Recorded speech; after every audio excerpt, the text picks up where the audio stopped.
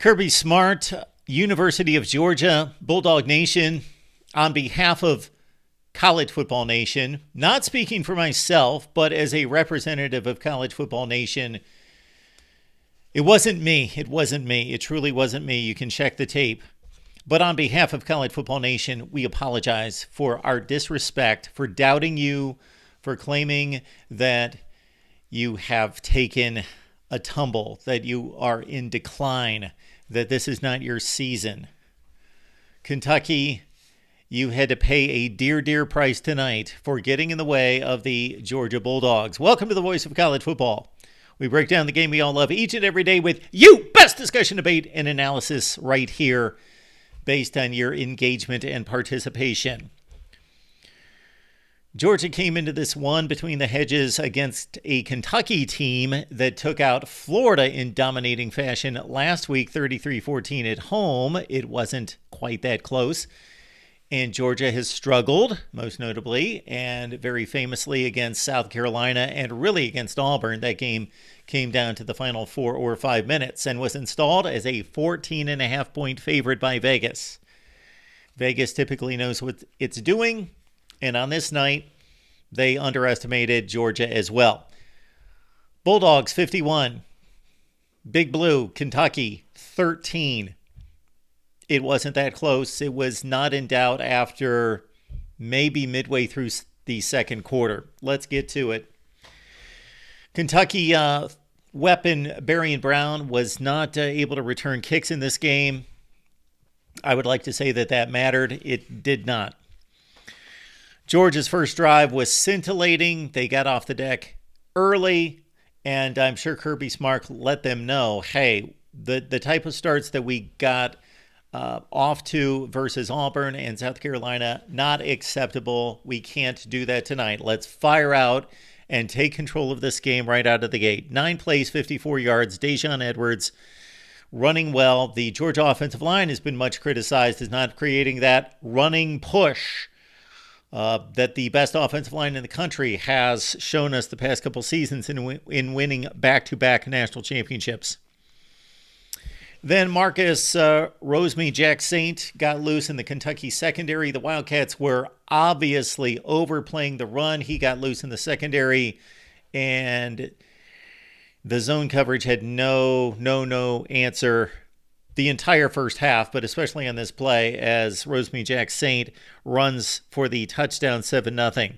All right, Kentucky gets the football, and Devin Leary continues where he left off the first 4 games of the season, 5 games, whatever it's been, because Devin Leary came into this game, and we talked about it all week here at the Voice of College Football. Please like the video, share the videos out on social media, and subscribe right here at the Voice of College Football. We talked about it all week, that Devin Leary was the concern here, that Kentucky rolling, coming out of the Florida game, Georgia a bit reeling, but Devin Leary not playing well.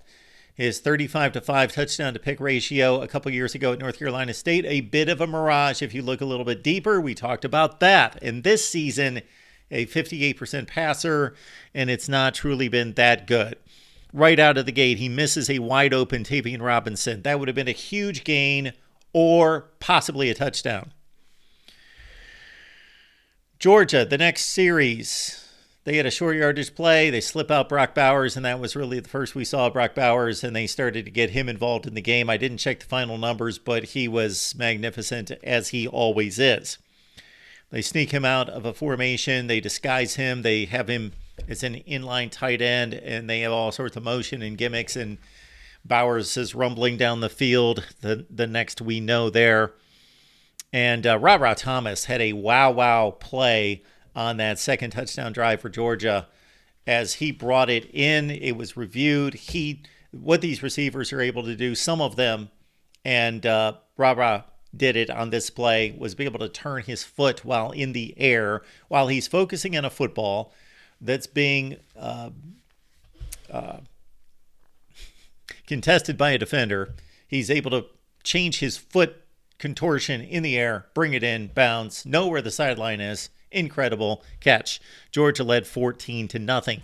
Oh, Carson Beck, he went 11 for 11 in the first quarter. Somebody tweeted at me that Carson Beck is spinning it. Absolutely. He looked great. And Carson Beck has not been any kind of an issue in this season for Georgia. He's been exceptional. He doesn't bring the dynamic run out of the pocket, extend the play, threaten the defense, running the ball like Stetson Bennett. But as a pure passer, he can really bring it. He's not been the problem this season. And again, 11 for 11 in the first quarter, and his jersey was pristine. The pass protection was sterling.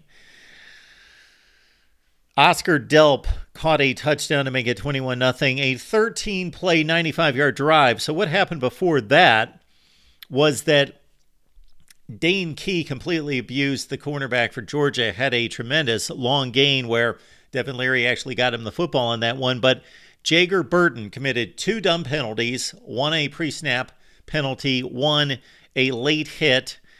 And then Devin Leary had more misses downfield. The Kentucky receivers got open when this game was still in doubt. But Kentucky had to punt. They should have scored a touchdown again, but they had to punt. They knocked it down to the Georgia 5, so they were in decent shape, trailing 14-0 in regards to field position. And then Georgia went on a 95-yard, 13-play drive. More Kentucky penalties on the drive. They would have been off the field. They batted down a pass at the line, but that player who batted down the pass at the line that ended the drive, well, he also shoved a guy to the ground when the play was over. So dumb penalties, dumb mistakes, just Kentucky did almost nothing right in regards to no poise. I got to say that the effort, I'm sure, was there. I'm not going to question their effort. I didn't see any issues with effort, but lack of focus, poise, and just committing stupid penalties. Georgia even withstained on the next series a bad call against their defensive lineman, Warren Brinson, who was called for roughing the passer. That was a bad call. And Liam Cohen really dialed up a nice series to keep, at that point, Kentucky in the ball game. Leary hit Josh Caddis with the touchdown, and Kentucky had some life there at 21-7. Leary's final numbers, 10 of 26 for $128 and 2 touchdowns, no picks. So that's the one positive thing on Devin Leary on this night. No interceptions, but otherwise it was pretty bad. Brock Bowers dropped a touchdown pass. Did you see that? It was a beautifully thrown ball right over the defender. It was not a particularly easy catch, but it was right in his hands. He dropped it. Hyperextended something momentarily in the knee or the lower leg. Had to leave the ball game. Fortunately, came right back in, picked up where he left off, and was dominating the game. Mark Stoops, not that in the complete spectrum of the game that it mattered, but he really mismanaged the clock on the final couple drives of the first half. Georgia was driving down the field for another touchdown, and Kentucky failed to stop the clock to set their own offense up with an opportunity to drive the field. Well, as it turned out, it didn't matter because Georgia just couldn't help but score with over a minute left, and then Kentucky went 3 and out, and then they punted the ball back to Georgia, and of course Georgia was able to move it into field goal range in the last few seconds of the first half.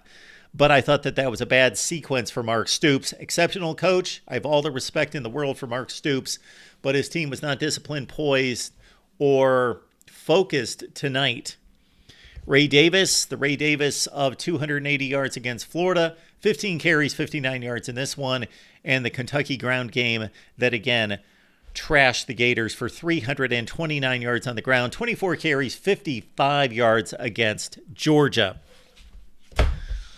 I was hoping, nothing against Georgia, but I was hoping for a Kentucky win. Why? Because I wanted to see an Eastern Division race. I wanted to see some chaos. I wanted to see some intrigue. But Georgia's already knocked off South Carolina. They have already knocked off Kentucky.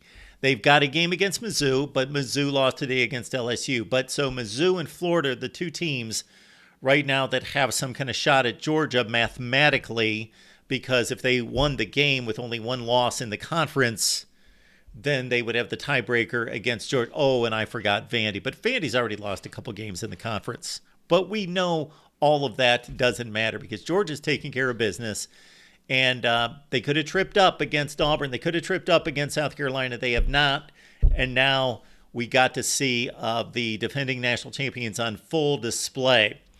Your thoughts down below on Georgia and also Kentucky losing its first game and bouncing back now, and whatever their goals are for this season. 10 wins, maybe the Wildcats can achieve that.